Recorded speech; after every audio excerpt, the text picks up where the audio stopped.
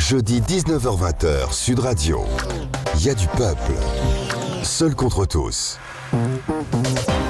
Retour en direct pour cette 3e émission de Y a du peuple seul contre tous avec face à face Étienne Chouard, professeur d'économie et de droit à Marseille. Il a récemment écrit Notre cause commune, instituer nous-mêmes la puissance politique qui nous manque, qui expose les principales thèses de son travail depuis 15 ans. C'est publié chez Max Milo.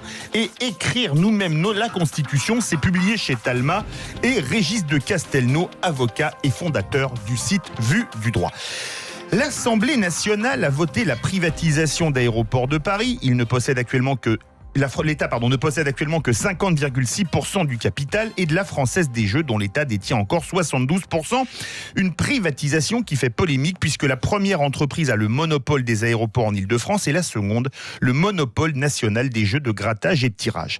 Les deux entreprises dont le contrôle devrait être cédé à des investisseurs privés ne sont pas en mauvaise santé puisqu'ADP affichait en 2018 610 millions de profits quand la FDJ a dégagé en 2017 un bénéfice net de 181 millions.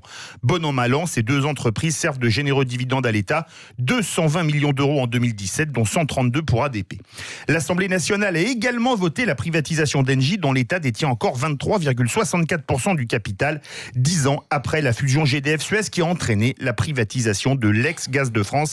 ADP, FDJ, bras-de-ton, les bijoux de famille, c'est le premier débat ce soir dans Y a du peuple. On va commencer avec vous, Étienne Chouard. Est-ce le rôle de l'État de détenir des aéroports ? Ils sont privés dans des pays comme le Royaume-Uni. Je trouve que c'est pas au pouvoir exécutif de décider ça.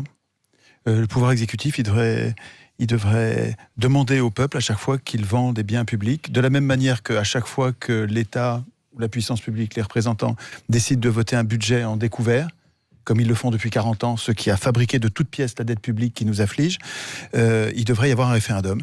On devrait consulter le peuple pour savoir si oui ou non on peut endetter le pays ou vendre les biens publics aux copains, parce que c'est vraiment les copains. Les gens à qui on vend ces biens sont les amis du président qui l'ont porté au pouvoir. C'est quand même pas un détail. Moi, je trouve ça littéralement choquant. Je trouve que c'est révoltant. Et je m'aperçois à cette occasion que nous n'avons aucun moyen de résister. À Aéroports de Paris, tout le monde, tous les experts et tous ceux qui peuvent donner leur avis sur la question, tout le monde est contre. Et pourtant, ça a lieu malgré la volonté générale, quoi. Et en fait, c'est simplement parce qu'il s'agit de cadeaux faits aux bienfaiteurs. On a envie de dire les parrains, quoi. Les parrains du président viennent à la caisse et puis demandent le retour sur investissement, quoi. Mais c'est totalement contraire à l'intérêt général. Et ça met en évidence notre impuissance politique à y résister. Nous n'avons pas de constitution qui institue notre puissance de résister à ce que nous considérons comme une trahison. Régis de Castelnau. Alors, Philippe, vous avez dit, est-ce que c'est le rôle de l'État ? La question ne se pose pas comme ça. La question ne se pose pas comme ça. Je veux dire, l'exemple de la Grande-Bretagne, c'est une chose, mais si on prend celui des États-Unis, tous les aéroports internationaux sont publics. Ils appartiennent en général à la ville ou aux États. Mais voilà. C'est-à-dire l'État de New York, l'État de Californie, etc. C'est notre frontière. Voilà, c'est là où c'est notre frontière. Tous les contrôles. Et aujourd'hui, pas à l'État fédéral. C'est ce que si vous voulez, le problème est que ces entreprises sont bien gérées. Parce que effectivement, l'État ne doit pas tout faire. Je suis d'accord. Il y a des métiers, mais là, en ce qui concerne l'aéroport de Paris, c'est une affaire qui marche bien et qui rapporte à l'État beaucoup plus que lui rapporterait, parce que j'espère qu'on va rester sur le conditionnel, lui rapporterait la vente. Le problème qui se pose aujourd'hui, c'est pas le débat de savoir si l'État doit faire ceci, l'État doit faire cela. On a une histoire, on a un passé. Je veux dire, on peut avoir des projets, mais enfin, on a un héritage aussi. Et on devrait faire très attention à la façon dont on traite le patrimoine national. Si on prend un exemple, au plan juridique, l'immobilier public est inaliénable et imprescriptible. Et ça dure depuis 400 ans. Donc, je veux dire, aujourd'hui, on décide, non, on a des entreprises qui marchent bien, on a des entreprises qui rapportent au trésor public, on va les vendre. Et ce que dit Étienne est parfaitement exact, parce que il faut, je veux dire, être réaliste. Qu'est-ce qui s'est passé avec les autoroutes ? Moi, je veux dire... Mais alors, excusez-moi, je vous coupe, on parle toujours de Villepin et Vinci. Ça n'a pas été le premier à privatiser l'autoroute. Le premier, ça a été, sous Lionel Jospin, c'était Laurent Fabius qui a privatisé la première ils ont tous des autoroute. politiques de droite, Oui, ils ont mais tous des politiques de droite, c'est pareil. C'est un non, détail. non, non, moi, Parce je que veux pas souvent, on parler... dit que c'est de Villepin, mais ça n'a pas été le Moi, premier. je ne veux pas parler de, je veux dire, politique de droite ou de gauche à cette occasion. Hein. Ces entreprises ont été privatisées sous le Premier ministre qui s'appelle Dominique de Villepin. Et ensuite, quand vous lisez des livres, vous apprenez que Monsieur Dominique de Villepin s'inscrit au barreau, non pas parce qu'il a des compétences juridiques, mais pour valoriser son carnet d'adresses. Et le premier exercice de son activité, il gagne 2 millions d'euros avec une seule secrétaire. Hein. Le client du ses clients sont ceux du Qatar. Et puis vous ouvrez le fameux livre Bienvenue place Beauvau, et on vous dit très curieusement, la justice ne s'intéresse pas à Monsieur Villepin. C'est écrit noir sur blanc sur le fameux livre qui parlait du cabinet noir à propos de Fillon, écrit par 2 journalistes du Canard enchaîné. Le scandale, il est là. Hein. Emmanuel Macron a été porté au pouvoir, il a été choisi par la haute fonction publique d'État, il a été adoubé par les grands intérêts, hein, et il a pris des engagements. Il a pris des engagements de 2 natures. Il a pris des engagements sur les investisseurs en leur disant vous allez pouvoir vous gaver, on va vous donner les fleurons, on va vous donner de splendides entreprises, hein, vous allez pouvoir faire des profits comme l'a fait Vinci avec les autoroutes, mais pas seulement. C'est-à-dire que tous les intermédiaires, tous les intervenants, les banques d'affaires vont également se gaver. Elles vont également se gaver quand on voit qui est le banquier choisi, Mourad, banquier de Drahi, etc. C'est-à-dire que dans le mécanisme de ces privatisations, et c'est ce que Marlex, le député, a dénoncé. Député de droite, de droite. Les Républicains. Oui, député LR, qui a participé à la commission sur Alstom, hein, et qui a fait un signalement au procureur de la République en disant, écoutez, j'ai vu qui a gagné de l'argent dans ce démantèlement d'Alstom, hein, les intermédiaires, les cabinets d'affaires, etc. Hein, et on les a tous retrouvés comme principaux contributeurs de la campagne. C'est la corruption, au bout d'un moment, c'est la corruption. Et je vais prendre mes responsabilités, mais je m'interroge sur le rôle de certains dans ce qui se profile. Quand j'apprends que M. Benalla, encore à l'Élysée, et M. Kras, Benalla étant encore à l'Élysée, ils ont monté une entreprise, ils ont touché 6 millions d'euros, un contrat de 6 millions d'euros avec des oligarques russes. Russes, absolument. 7 millions d'euros avec des oligarques chinois qui sont parfaitement intéressés à ces opérations. Qu'est-ce que ça veut dire, ça ? Qu'est-ce qu'ils vont vendre ? Qu'est-ce que va vendre M. Benalla ? Qu'est-ce qu'il devait vendre ? De la sécurité, il est incapable d'arrêter 2 gars place de la Contrescarpe. Non, ce qui est grave aujourd'hui, c'est la privatisation, c'est le bon terme, c'est-à-dire que ce qui relève du patrimoine national va être cédé, donné à des entreprises privées, il va être privatisé pour que les profits que ces outils rapportent tombent dans des poches privées et non plus dans celles de l'État. C'est quelque chose de tout à fait inadmissible. Justement, Étienne, on va changer d'entreprise. La Française des Jeux, est-ce que c'est, alors je veux bien, l'aéroport de Paris, c'est stratégique, c'est un monopole. Les frontières, c'est nos frontières. C'est nos frontières, etc. Mais la Française des Jeux, est-ce que c'est une entreprise stratégique dans une économie de marché ? Mais c'est pas une question de stratégie en l'occurrence. C'est que si une activité comme les Jeux et on peut pas l'interdire, c'est comme l'alcool. Si on l'interdit, en fait, on le donne à la pègre. Et c'est la pègre. Et alors la pègre devient richissime, ça devient une source de corruption et de délinquance totalement incontrôlable. Je suis désolé, le fait que ce soit l'État qui contrôle cette activité est le moindre mal. C'est pas du tout parfait. Je sais bien que ça a quelque chose d'immoral, mais on pourrait imaginer que les revenus tirés de cette activité sont à compter en débit des impôts. Ça permet de prélever moins d'impôts sur d'autres sujets. Non, mais j'ajoute, il y a une dimension et puis souvent, morale. on contrôle le truc. Enfin, il y a une dimension morale. Il s'agit des Jeux. Jusqu'à la création de la Française des Jeux, il y avait la loterie nationale, mais les Jeux fait pour les anciens combattants. Oui, ça a été créé pour les gueules cassées de 14-18. Tout à fait. Et c'était les autorisations d'ouverture de casinos, etc. Tout ça est très réglementé parce que l'État, à mon avis à juste titre, considère qu'il a des responsabilités qui sont éthiques, morales, économiques à contrôler le jeu, et je trouve ça tout à fait logique, et dès lors qu'en plus ça devient une bonne affaire pour le contribuable, c'est-à-dire y compris pour les joueurs indirectement, hein, moi je vois pas pourquoi on donnerait ça, on ferait cadeau de ça à des opérateurs mafia, privés. Mais les opérateurs privés, ça va être la mafia. Donc ça c'était très problématique quand même. Je trouve que là encore. Et le choix, j'insiste Étienne, sur le fait que le choix, il est sur les engagements qui ont été pris vis-à-vis des grands intérêts en leur disant ne vous inquiétez pas, ça va être un festin. Mais moi, je pense que le plus grave à la limite, c'est tous ces intermédiaires, tous ces gens qui tournent autour de ça, des intermédiaires venus d'on ne sait où, je vais citer un nom, Monsieur Djouri, sorti d'on ne sait où, qui viennent et qui flottent autour de ça, et ensuite 5 ans, 10 ans après, 20 ans après, on apprend que Karachi, on apprend que ceci, on apprend que cela, parce que c'est effectivement cette mousse qui apparaît à l'occasion de ces grands bradages, et qui est dans une relation poreuse avec l'État, je pense, l'affaiblit, le démoralise. Moi, si on me demande, mauvais exemple. si on me demande pourquoi je suis contre ces 3 privatisations, je le dis, je compte pour des raisons morales. Qu'on ne parle pas d'efficacité économique, d'abord parce que ça ne tient pas le bout, mais deuxièmement pour des raisons morales. Je ne veux pas que on se livre à ce genre de... Ça relève du trafic et de la magouille. 40 députés qui viennent voter 45. Une chambre d'enregistrement. Alors je ne sais pas ce que le Conseil constitutionnel va dire. Je pense que le Sénat, lui, va s'y opposer, puisque... Alors je vous coupe, le Sénat, a priori, n'est pas franchement chaud pour valider les privatisations. Non, j'ai pas l'impression. Mais oui, mais si c'est un euphémisme. Mais oui, mais dans cette fausse constitution, si l'Assemblée nationale n'est pas d'accord durablement avec le Sénat, c'est l'Assemblée nationale qui va avoir le dernier mot. Et comme l'Assemblée nationale est composée de ce qu'on appelle des godillots depuis 58, on les appelle des godillots parce que par construction, ils doivent toute leur carrière, la majorité, les députés de la majorité doivent leur carrière au chef de parti qui a gagné la présidentielle et qui leur donne les investitures qui permettent de gagner l'élection juste dans l'élan de la présidentielle. On gagne l'élection législative simplement parce qu'on a eu le depuis le quinquennat surtout.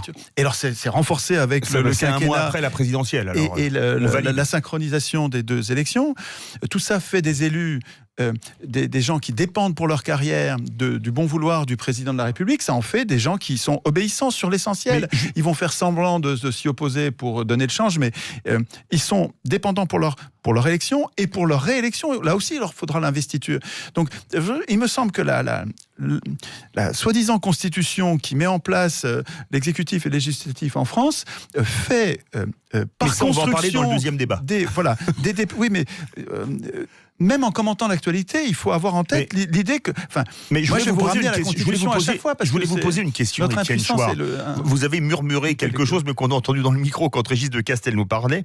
Les privatisations, ça date pas d'aujourd'hui, ça a commencé en 86. Et le gouvernement qui a le plus privatisé, c'était le gouvernement de Lionel Jospin, gouvernement de gauche pluriel qui avait même des communistes au gouvernement. Il avait l'étiquette de gauche, mais c'était un bon gouvernement de droite. Il y a quand même des communistes, etc. au gouvernement. Oui, mais qui était sur la fin d'abord, qui allait partir, et puis... Non, je suis resté jusqu'au bout.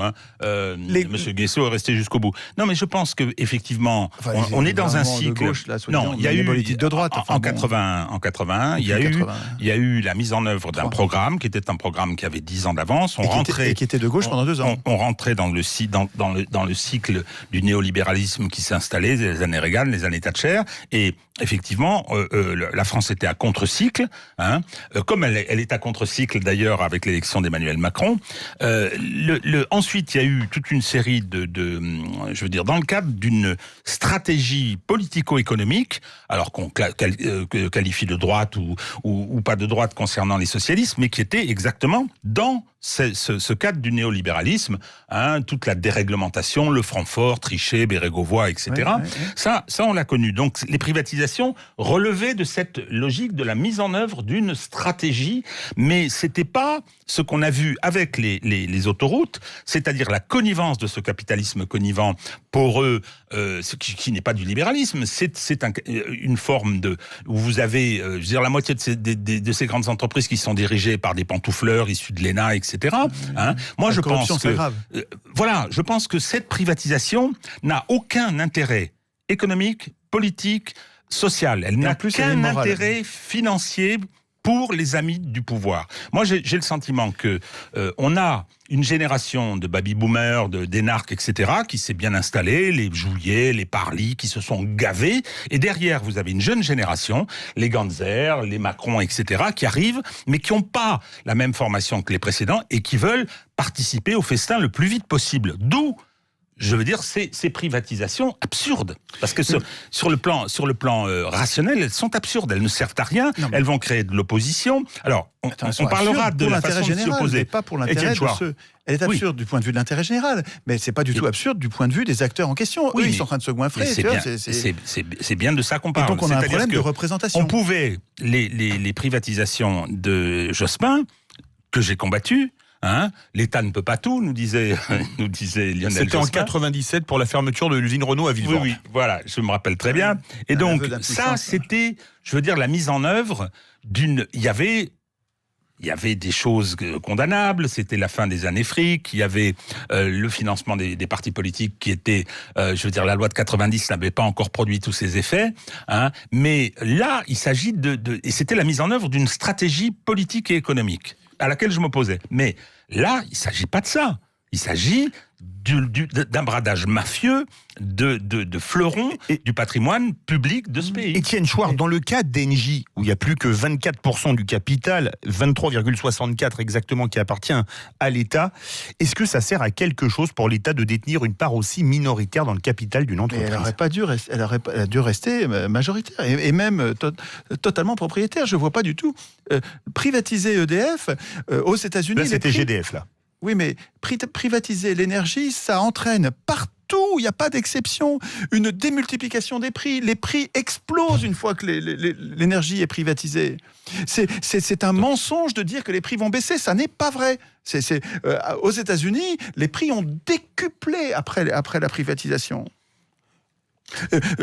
Le seul moyen de contrôler les prix des services publics, c'est que l'État s'en occupe sous contrôle citoyen. Je suis d'accord avec l'idée que je comprends les gens qui ont peur de l'État. L'État, c'est le Léviathan. Il y a un risque à ce qu'il écrase des individus. Et il est important que le Léviathan soit sous contrôle, mais sous contrôle citoyen. Précisément, le fait que nous devenions constituants, ça va nous permettre de contrôler le Léviathan. Mais détruire l'État sous prétexte que l'État est dangereux, mais le remède est pire que le mal. Là, c'est pas détruire l'État, parce que c'est le limiter. C'est les limiter à ses fonctions régaliennes, et c'est surtout. Mais ça revient à détruire l'État. Sur un raisonnement. Oui, c'est surtout sur un raisonnement à dire. C'est la question que Philippe posait au début. Est-ce le boulot d'un État ? Mais ça, c'est un sacré débat. Moi, on parlait ce matin, on parlait des EHPAD. Ça, non ? On parlait des EHPAD et de la façon de le financer, le caractère progressif. Pour les personnes âgées. Pour les personnes âgées, etc. Moi, je pense que constituer la dépendance et les personnes âgées en un grand service public national, quitte à le concéder à des opérateurs dont c'est le métier. Si on le délégation de service public, si le travail est fait, j'en ai monté des dizaines et des dizaines, si le travail de contrôle est fait, si le cahier des charges est suffisamment bien fait, je pense que on peut faire on peut concéder le boulot, public, mais on le on contrôle les opérations et on est sévère. Voilà, l'État ne doit pas faire tous les métiers, et je pense que le métier peut être mieux fait s'il est fait par des opérateurs qui trouvent leur compte, oui, effectivement, qui peuvent y faire des profits, mais dès lors que c'est contrôlé. Les formes du contrôle... Comment est-ce qu'on va faire, Régis ? Si on le confie à des acteurs privés, il va falloir que ces acteurs privés ils fassent du profit. Et s'ils font du profit, ça va rendre le service plus cher, mais c'est ce qui se passe partout. L'avantage de la nationalisation et du fait que ce soit l'État qui s'en occupe, c'est qu'on n'a pas besoin de dégager un profit, donc c'est moins cher, et c'est moins cher partout. Alors, il va y avoir des gaspillages, mais qui sont peanuts par rapport à ce que réclament les actionnaires. Le profit qui est réclamé par les propriétaires quand on privatise des services publics, ce profit est ruineux, en fait, et rend les produits plus chers.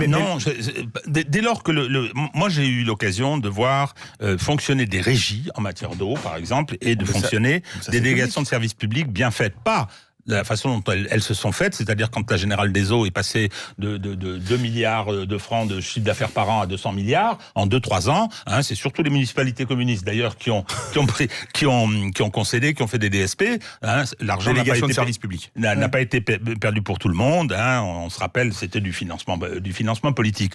Le problème des DSP, c'est qu'elles ont été dévoyées parce que la corruption de la décision publique dans les années 80, c'était le mode de financement de de l'activité politique. C'est quand même pas aujourd'hui, un problème, c'est un vrai problème. Ça, oui, mais c'est un vrai problème. Sauf qu'on a trouvé d'autres solutions pour justement le finance, parce que la démocratie a un prix, elle a également un coût. Donc on a trouvé d'autres solutions, mais malheureusement, les mauvaises habitudes ont été prises. Et effectivement, quand vous allez avenue Kléber chez Veolia, et que vous avez un étage entier qui est occupé par d'anciens députés, par des gens qui viennent pantoufler là parce que le pantouflage devrait être criminalisé. Enfin, mais je suis d'accord là-dessus. Mais une dernière question, mais une réponse courte, Étienne Chouard. 10% d'Engie, c'est plus de 3 milliards. 50% de FDJ, entre 1 milliard et 1,5 milliard.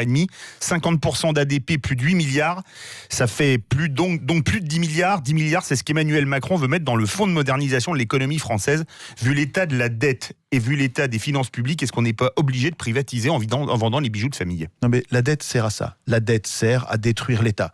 Starve the beast, c'est-à-dire affamer la bête, disent-ils. C'est-à-dire que leur programme politique, c'est d'empêcher l'État-providence. Les ultra-riches ne veulent plus avoir dans leur chemin l'État. Donc ils l'affament. Ils l'affament en construisant de toutes pièces. Une dette, ça fait 40 ans. Il faudra qu'on consacre une émission à l'histoire de la dette. On a fait deux choses pour étrangler l'État. Un, on le prive de la création monétaire. Et c'est l'article 104 de Maastricht qui est devenu 123 de Lisbonne. L'État ne peut plus créer la monnaie.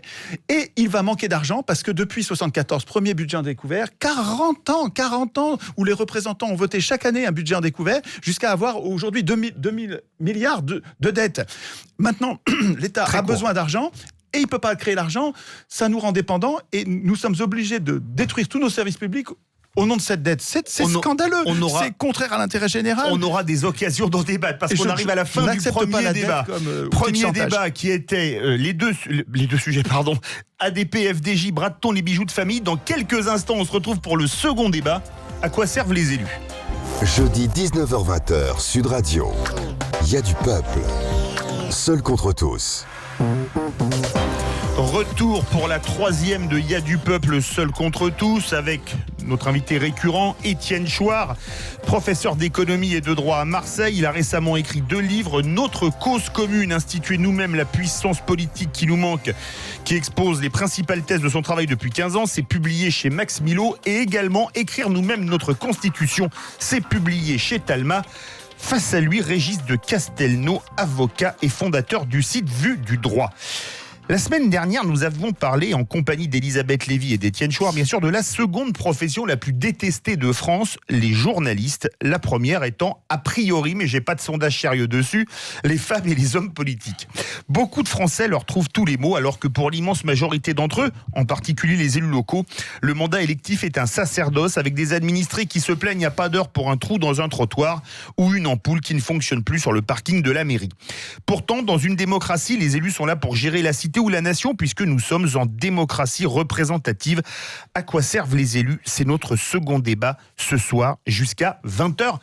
Étienne Chouard, comment expliquer le rejet que subissent aujourd'hui les élus ?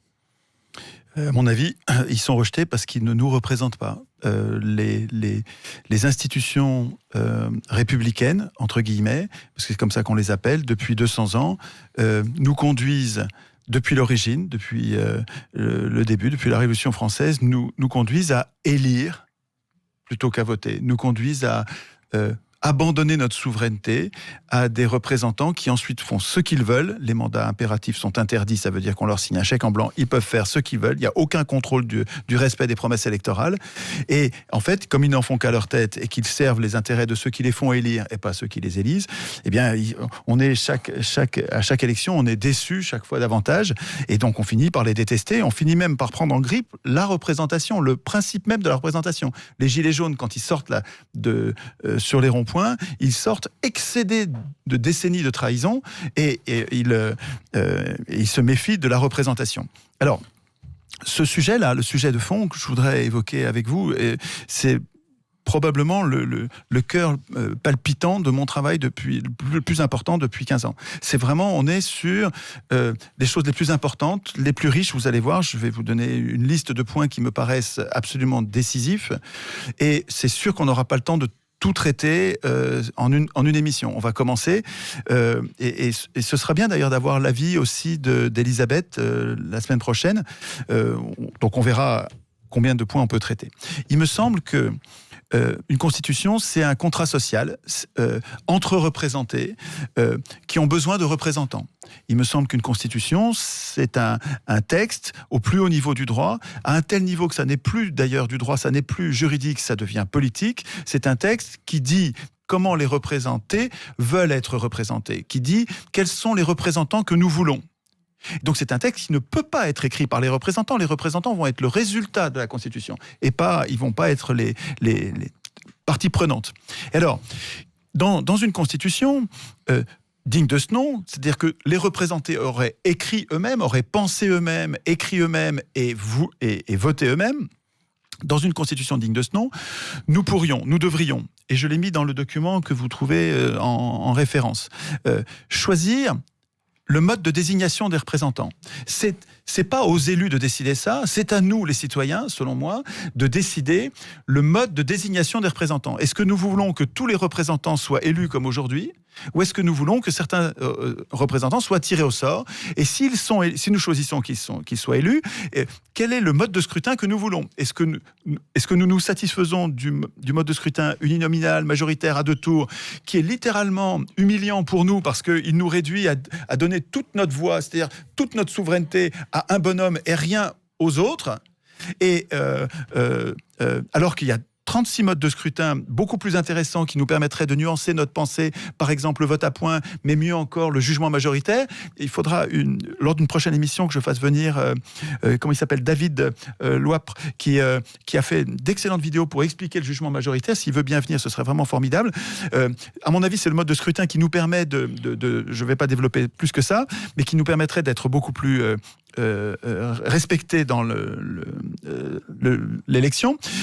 Donc c'est à nous de fixer les mandats. Qu'est-ce que font les élus ? Est-ce qu'ils décident tout à notre place ou est-ce qu'ils nous préparent les lois et c'est nous qui allons les voter ? C'est à nous de fixer les conditions des mandats, donc la durée des mandats, les renouvellements des mandats, les salaires des élus, les privilèges ou pas des élus. C'est à nous, c'est aux représentés de fixer ça. Le contrôle des représentants, comment est-ce qu'on peut les empêcher de nuire quand on voit qu'ils ne servent pas l'intérêt général ? Comment est-ce qu'on peut les bloquer ? Et puis comment est-ce qu'on peut les révoquer, donc par RIC notamment. Mais ça, et puis quelles sont les... Oui, voilà. Ça, on va en parler, c'est la trame. C'est des espèces de plan général de ce qu'il faut décider. Une société a décidé de tout ça à propos de ses représentants, et c'est pas aux représentants, à mon avis. La question que je pose, c'est qui est légitime pour écrire toutes ces règles ? Est-ce que ce sont les représentants ? Est-ce que ce sont les élus qui peuvent décider tout ça eux-mêmes, en tenant finalement la société à l'écart ?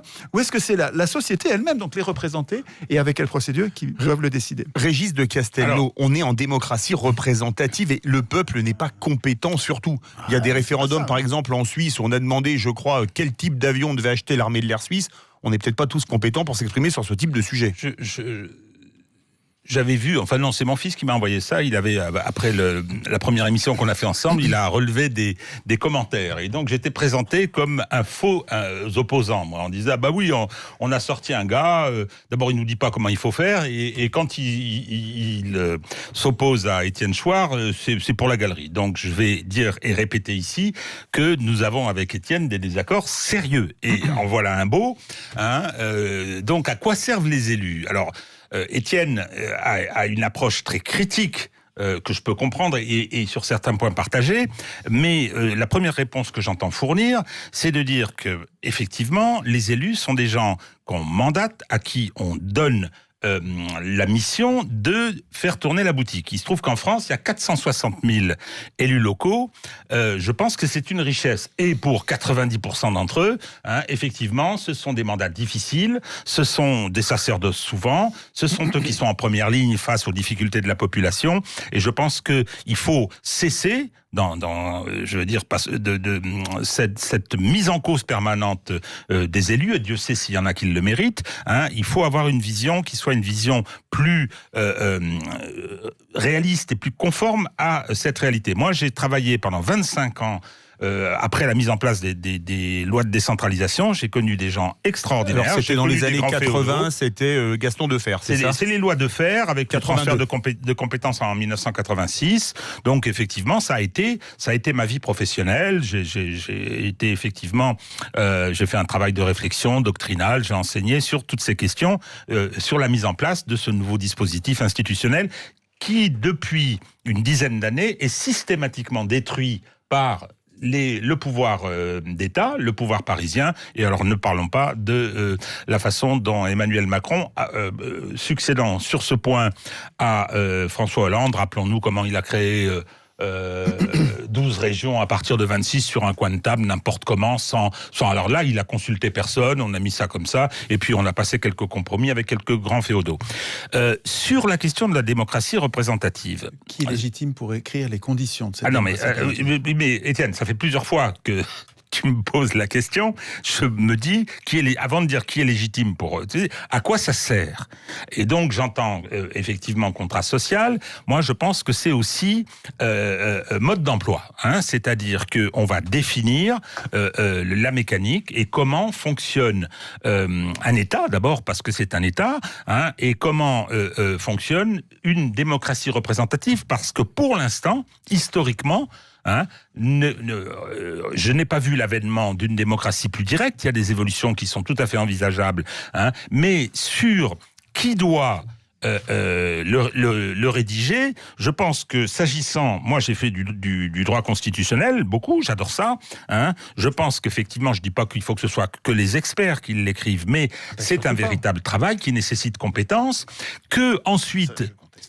Qui nécessite compétence, parce que, je veux dire, on a un héritage aussi, je veux dire, on peut avoir un projet, mais il faut savoir ce qui s'est produit dans l'histoire, il faut savoir la France, pourquoi elle a eu autant de constitutions, pourquoi il n'y a que 27 articles dans la constitution américaine. Ils sont beaucoup plus longs. Non, globalement, ça fait le même nombre de pages. Et pourquoi est-ce que nous, elle est beaucoup plus ancienne que la nôtre, elle date de 1787. Je ne suis pas en train d'en définir des règles.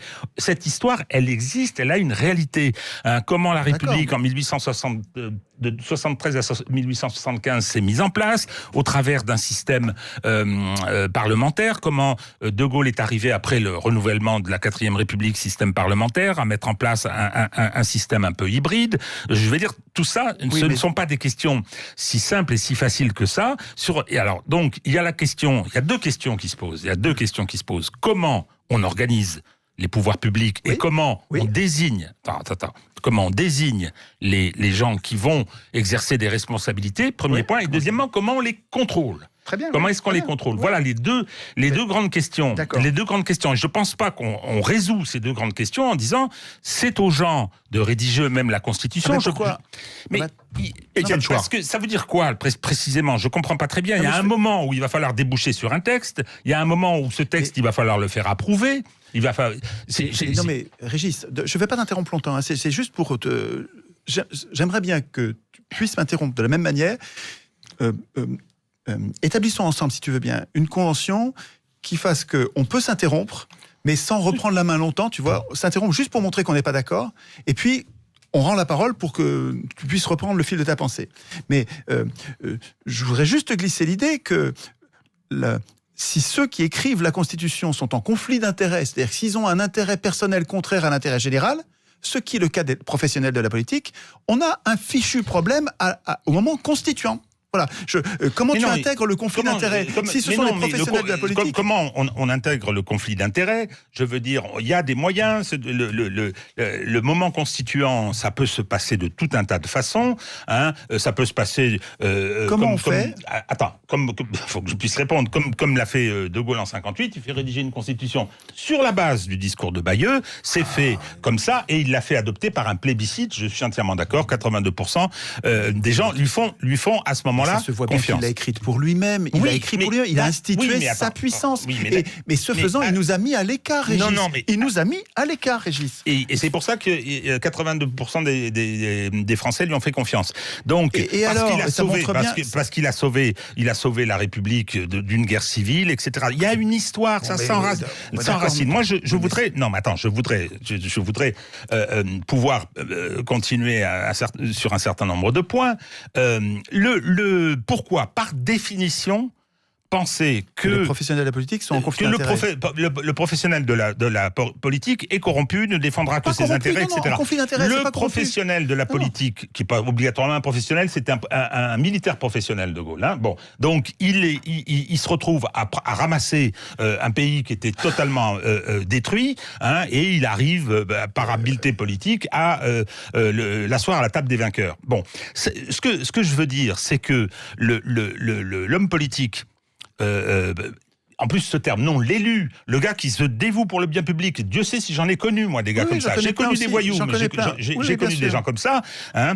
Il doit gérer, et je reviens sur ce que je disais, rendre possible ce qui est nécessaire, disait Richelieu, il doit gérer ce qui est au cœur de la politique, c'est la conflictualité. C'est-à-dire que les intérêts des gens qui vont être les constituants ne sont pas les mêmes. Les intérêts des couches supérieures, les intérêts de la classe ouvrière ne sont pas ceux des petits commerçants, etc. Et là, je fais une analyse sociologique, mais il doit gérer la conflictualité, donc passer des compromis, etc. Donc, à partir de ce moment-là... Tu parles du législateur ou du constituant ? Je parle de tout. Des élus. Mais je parle des représentants de la démocratie représentative. On les mandate pourquoi ? Ce que dit Régis de Castelnau, c'est très intéressant. Vous avez dit, le mode de scrutin ne représente pas les gens. Quand on est président ou quand on est chef d'État, on doit diriger pour les ouvriers, les petits commerçants, pour tout le monde. Est-ce que vous ne croyez pas, vous avez parlé de la proportionnelle, que l'intérêt d'un mode de scrutin proportionnel, c'est de créer des compromis et qu'aujourd'hui, on n'a plus de compromis. Non, mais moi je veux bien qu'il y ait... Ah non, mais c'est une question. Non, mais je veux bien qu'il y ait la proportionnelle, mais la proportionnelle, ça interdit à une personne seule de se présenter à l'élection et ça donne encore plus le pouvoir aux partis qui sont les seuls à pouvoir présenter des listes. Donc, mais de toute façon, on reste avec la proportionnelle dans la mécanique de l'élection. Qu'est-ce que tu as contre les partis ? Il y en a toujours eu, les Jacobins, etc. Mais parce que les partis, moi, je suis pour le parti, moi. Mais je vais t'expliquer. On s'organise, on a envie de s'investir. Le parti, c'est un lieu d'élaboration. Moi, j'ai appartenu à un grand parti, qui a centralisme démocratique. Il fallait savoir se mettre au garde à vous. Dont le siège était place du colonel Fabien, on n'a pas dit qui c'était. Et d'abord au Carrefour Châteaudun. Et qui avait une fonction remarquable supplémentaire d'éducation populaire que n'ont pas les autres partis. Mais c'est pour ça que tu l'aimes bien. Et je comprends ça. Les partis de masse sont morts. Mais voilà. Dans le micro, Régis. Mais ce que je veux dire, c'est que dans le système d'une démocratie représentative, la question de l'élaboration et de l'écriture, dès lors que le débat a vraiment lieu et que l'on utilise, parce que moi ce qui m'intéresse dans ce que tu dis, ce qui m'intéresse beaucoup, c'est justement tenir compte du passé, des évolutions, des échecs et arriver à utiliser les moyens de communication d'aujourd'hui, les nouveaux modes de fonctionnement du tissu social, parce que ce qu'on voit avec les gilets jaunes, qu'est-ce qui s'est produit, c'est que tout à coup les gens sont aperçus, ils sont aperçus qu'ils avaient du commun, ils étaient capables de faire des choses. Mais pour autant,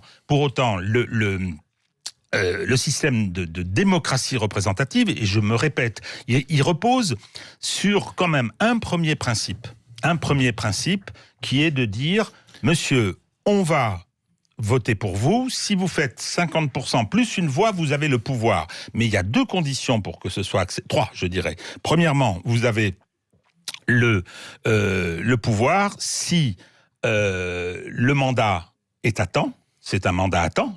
Une durée, hein. Limité dans le temps. Oui, évidemment. Limité dans le temps, avec des échéances très claires.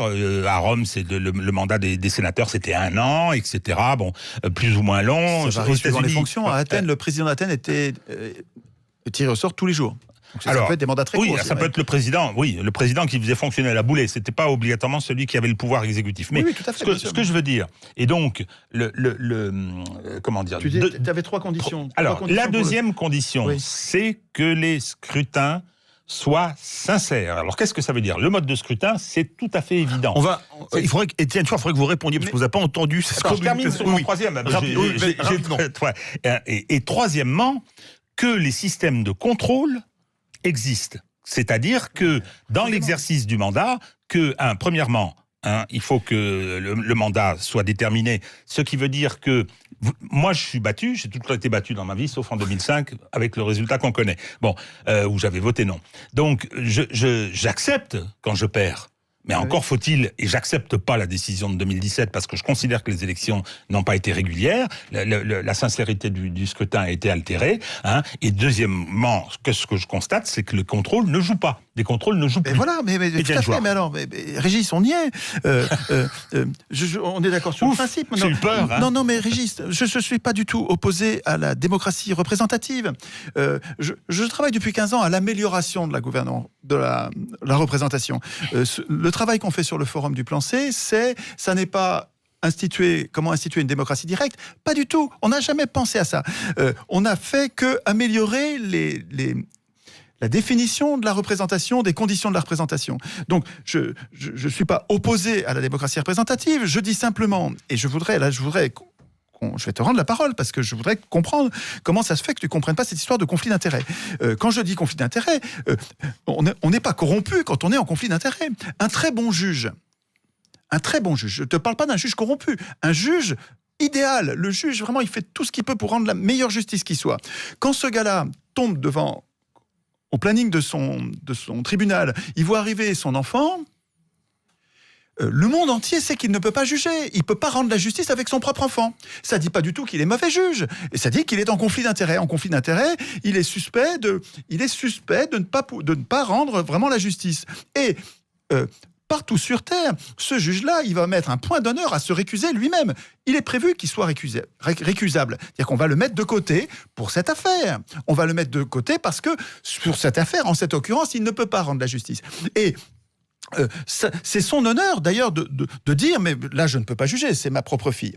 Donc c'est ça un conflit d'intérêts, ça n'est pas du tout la corruption. Et ce que je dis c'est que les élus, et je rends grâce comme toi à la plupart des élus locaux, des petits élus qui sont proches du peuple, proches des gens qu'ils administrent et qui peuvent le contrôler mieux parce qu'ils sont proches, je rends hommage à ces élus locaux, mais ce sont les élus nationaux, les élus, et encore plus les élus européens, les élus lointains me paraissent extrêmement contestables, mais surtout que c'est eux qui ont écrit les règles. Ce que je conteste... C'est pas les parlementaires européens qui ont écrit ces traités qui ont été... Mais ce sont les professionnels de la politique qui ont écrit les traités européens. Mais voilà. C'est justement le problème de l'Europe, c'est qu'on a... Non, mais c'est pareil en France, Mais si, c'est pareil, on a le même problème. Je pense pas. On a le même problème en France et en Europe, c'est que ce sont les professionnels de la politique qui écrivent eux-mêmes les règles de l'exercice de la politique et qui donc écrivent des faux contrôles partout. On n'arrive pas à contrôler les gens, on n'arrive pas à mettre en cause leur responsabilité. Ces gens-là ne sont jamais punis. Quand ils sont punis, ils sont toujours punis avec sursis. Il faut vraiment qu'ils aient violé quelqu'un littéralement pour qu'on arrive à les incarcérer. Cahuzac est en liberté, il joue au golf en ce moment. Attends, un gilet jaune, il vole pour manger, rien, quoi. On le fout en tôle pour des mois, alors que Cahuzac est en liberté, alors que normalement il était le responsable de donner l'exemple sur le fisc, alors qu'il volait dans la caisse. Enfin, nous n'avons pas de moyens de mettre en cause la responsabilité des acteurs politiques parce que ce sont les acteurs politiques qui ont écrit les règles de leur propre contrôle. Ce que je te dis, c'est pas qu'ils sont corrompus. Je suis pas d'accord. Je dis juste qu'ils sont en conflit d'intérêts au moment d'écrire la Constitution. Les moyens de contrôle existent. Les moyens de contrôle existent. Les moyens de contrôle. Tu vois bien que les faits montrent que non. Les moyens de contrôle existent. Revenons sur Cahuzac. Si la justice avait été rendue comme elle devait, mais elle n'est pas. Alors donc, on a bien un problème. Mais d'accord. Alors dans ce cas-là, moi je veux bien parce que c'est une. Il n'y a pas que Cahuzac. La vente des autoroutes à notre nez, à notre barbe, c'est encore quelque chose contre lequel on ne peut rien et il n'y a pas de moyen de s'y opposer. Régis, c'est plus important encore que Cahuzac, ça. Nous n'avons pas de moyen de nous opposer à une loi. Mais c'est le plus important. Non, mais c'est autre chose. C'est autre chose. C'est que quand il y a une décision qui te convient pas, on doit pouvoir s'y opposer. Non, c'est pas comme ça que ça marche. Mais ça devrait pouvoir marcher comme ça. Non. Alors, attends, je voudrais répondre quand même sur cette question du contrôle. Le contrôle ne fonctionne pas. Naturellement, Cahuzac est venu pleurnicher. Le deal a été passé en amont par les magistrats qui matraquent les gilets jaunes, parce que ce sont les mêmes. Oui. On nous a bassinés avec le syndicat de la magistrature, avec le mur des cons, etc. Et moyennant quoi, quand on a donné le coup de sifflet pour aller taper, ils sont venus en courant. Là, ça ne fonctionne pas. Monsieur Trichet, il a été mis en prison. Monsieur Abrère, il a été mis en prison. C'est-à-dire que nous avons un système qui est corrompu.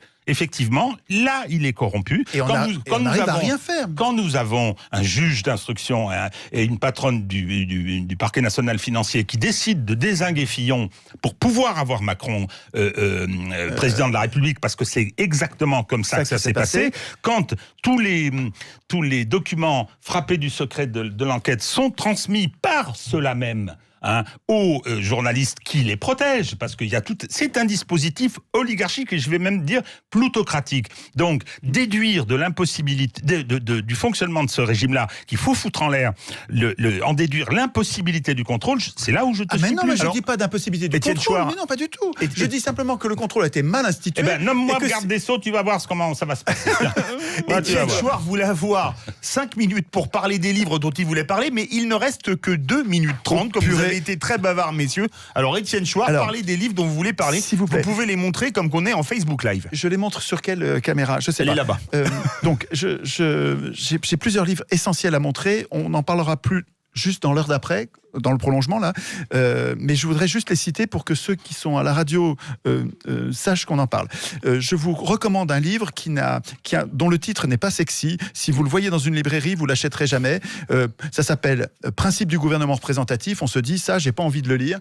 Principe du gouvernement représentatif, je lirai ça demain. La caméra est là. Pourtant, je vous promets que ce livre est bouleversant.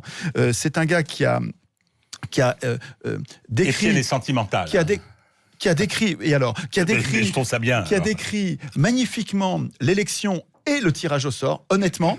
Et pour quelqu'un comme nous, qui n'avons jamais reçu l'enseignement du tirage au sort, c'est comme un plaidoyer pour le tirage au sort, c'est magnifique. Deuxième bouquin pour comprendre le tirage au sort, et ne le rejetez pas trop vite, c'est une procédure magnifique, c'est la procédure démocratique, le tirage au sort. Je sais que vous en avez peur au premier abord, mais c'est une erreur d'en avoir peur. En réfléchissant, vous allez voir, il y a pas mieux. Il y a un très bon petit bouquin d'Yves Saint-Omer qui s'appelle Petite histoire de l'expérimentation démocratique, tirage au sort et politique d'Athènes à nos jours, où vous avez une collection de toutes les expériences, donc non seulement historiques finies, mais actuelles, très récentes, du XXe siècle, de tirage au sort. Ça marche, les humains le testent et ça fonctionne magnifiquement bien. C'est un livre tout à fait ravigotant.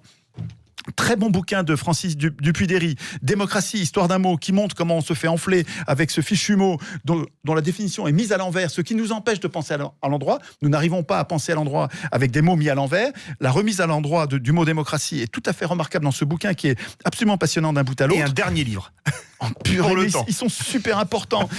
La démocratie en marche de David Graeber, encore plein d'expériences démocratiques magnifiques. Et Jacques Testard, l'expérience du tirage au sort, pratico-pratique aujourd'hui, ça marche magnifiquement bien. Les humains se transforment quand on leur fait confiance. Et la loi, expression de la volonté générale, c'est un des meilleurs bouquins que je connaisse pour contester le gouvernement représentatif par Carré de Malberg, qui est une institution, un monument dans l'histoire du droit public. Merci à tous les deux. On vous retrouve immédiatement sur les réseaux sociaux.